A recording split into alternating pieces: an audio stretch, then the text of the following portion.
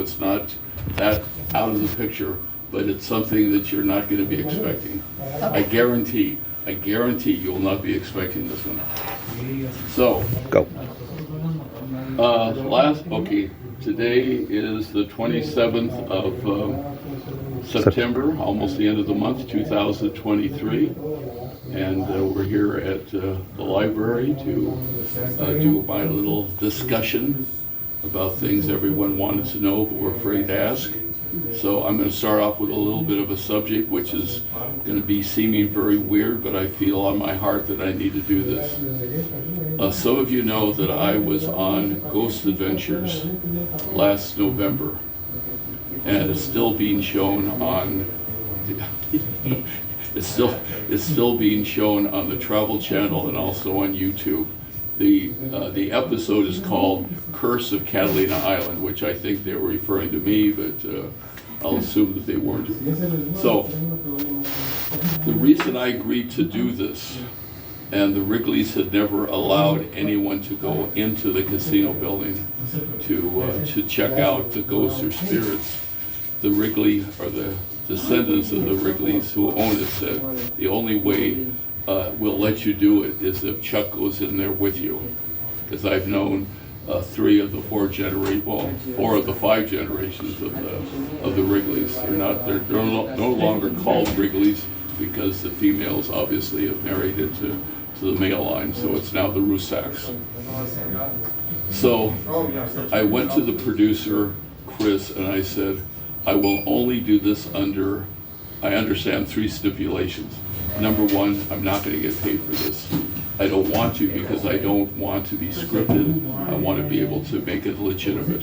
So that was my first. The second one is, I know you have 250 million viewers, which is fine. I don't need that for my ego. But I said, I have to insist that you put my brother's story on there.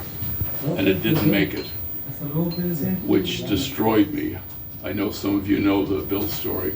So I want this to be on this recording of Bill's story, so at least it'll have more legs than it would otherwise. So this happened on January 21st, 1974. I was teaching communication at Indiana University, and I was in a basement apartment in Bloomington, Indiana. My father and brother were both here on the island. And that night I got a very disturbing phone call from my father, who was in the hospital, to inform me that he had just found the body of my 24-year-old brother Bill. Bill had just committed suicide. I was 26 and a half. I was his older brother. So he said, Chuck, please get home as quickly as you can. I need to have you here. The doctor then got on the phone and said, yes, Chuck, we really do need to have you here. Your father is 71. He has a lot of medical issues, and he's so upset about finding your brother, we're afraid he's going to take his life. So I'm going to give him a shot, sedate him, knock him out, and hope that you will be here before he wakes up, because we have to have a member of the family here. My parents were divorced. Bill and I were the only 2 siblings, so I was the only one left. Well, I have to admit, I was in bed at the time. It was around midnight, my time in Indiana. I was crying for Bill, of course.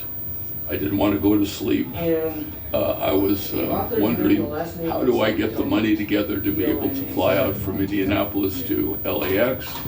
Who's going to take over my classes? Who do you call at midnight and say, I'm not going to be there for my 8 o'clock class tomorrow morning? So anyway, while I was pondering all this stuff, the way my bedroom was, my room was set up, is this was the hallway, this was the living room, this was my bedroom, and over here is where the kitchen was. And I had over my door one of those chain link security devices, and I heard it rattling. So I knew that somebody was trying to break into my apartment. And I remember thinking to myself, boy, this is turning out to be one heck of an evening. Then I had all of my students' papers all over the living room floor because I didn't have enough room to put them on the dining room table. So now I heard the papers rustling. So I knew that somebody had broken into my apartment. So don't ask me why I was still sitting up after talking to Dad on our landline. We didn't have, of course, in those days, cell phones. So I pulled the sheet up underneath my neck like that was going to really protect me. And I was waiting to see who was going to come into my bedroom. It wasn't a who, it was a what. What came into the room was a white haze. It settled at the foot of my bed. From there up came a white orb about the size of a volleyball. It swirled until it was eye level with me. And in the orb, I heard my brother's voice. And he told me two things from the other side. And I'll wait to the end of the story to tell you what the two things were. Now, I didn't tell anybody about this. I was so sure that I was out of my mind, that I wanted Bill to be alive so much that I made up this whole ridiculous story. And if I had told anyone, I was afraid they were going to have me committed. So I didn't tell anybody about this. So the next morning, I took the first flight out of Indianapolis to LAX. A teacher was there to meet me. She rushed me up to the port of Long Beach. They had a speedboat there for me because in those days it took 2.5 hours to get across. I didn't have the time. Rushed me over to the Green Pier, the Pleasure Pier. They had a hearse there to meet me. They rushed me up to the hospital. I jumped out as quickly as I could. I ran into Dad's bedroom in the hospital, and he was still sedated. So while I was waiting for him to come to, I noticed on the sideboard of his bed a white piece of paper. Dad was a 1924 graduate of Caltech in civil and mechanical engineering, so he's a draftsman. He had drawn something on this white piece of paper, a straight line, a squiggly mark, and then at the top it looked like a ball with something in it. It didn't really make any sense to me. So while I was waiting for Dad to finally come to, when he did, I think you would understand there was a lot of crying, hugging, and kissing because of Bill.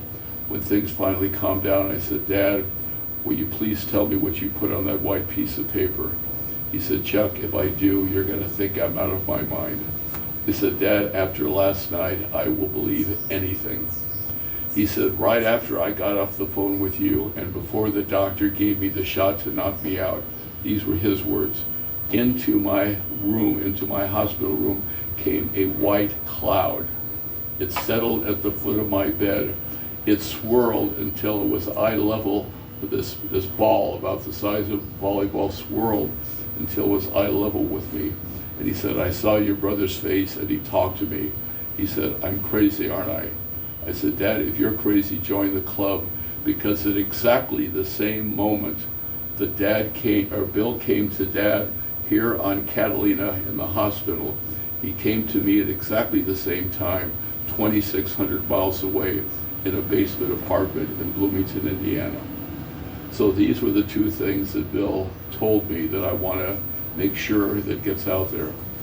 The first thing he told me was, Chuck, if I knew then what I know now, I never would have taken my life. Number two, he said, I give you a commission. You have to let people know how much they are loved. Now, how much time do we have? You've got 12 minutes. 12 minutes? Yeah, okay. You're good. Okay. So, I've been doing the ghost tour, my little bit of promotion. You promote. I do the ghost tour. It's called Haunted Catalina. I've been doing it now for 17 years to be able to tell Bill's story. I mean, you know, I could do a ghost tour, but being able to end, because I know you two are on the tour, right? Mm-hmm. So at the end of the tour, I always tell Bill's story. That's the reason I do what I do. I'm getting older, I'm 76. I was sort of planning to retire anyway, but when Ghost Adventures promised me that they were going to put Bill's story on it and then didn't, I was hoping if they did, then I could retire, or at least not have to worry anymore, because 250 million people around the world would get Bill's story. So when it didn't made it on the cutting room floor because they did interview me, but they didn't use it, that completely wiped me out. So I am trying my best to find every avenue to get Bill's story out, because I mean, with all due respect, I don't have a lot of time left, but I think it's a story that needs to be told. It's connected with Catalina, obviously, so it does. Now, there's only been 8 suicides in Catalina, and Bill's has the dubious distinction of being the youngest person ever to take his life. When I do my tours, I'm happy to report that I've had 12 young people, after I told this story about Bill, that they have come up to me, hugged me, crying, and said they were planning to take their life until they heard Bill's story. I've had 8 families come up to me, also crying, after the tour, saying that they had just recently had a suicide in their family, normally one of the kids, and they said, we have no idea how we're going to be able to function. I will tell you, suicide destroys families. Families can never get over it, especially if there's no note left behind. The guilt takes over, it literally destroys the family. So they said, Chuck, you've been putting up with this now for almost 50 years. If you can do it, we can do it. So I've been giving people hope, but again, I'm trying to find an avenue where I could reach more people. So by putting this on here at the library, I'm hoping that when people see all of the other connected Catalina stories, I'm hoping they're going to stay on long enough. Maybe you may want to put that as number 1 to make sure that they see this one, because this does my heart so good to know that there is another avenue other than that TV show where we can reach people and hopefully give them a good story.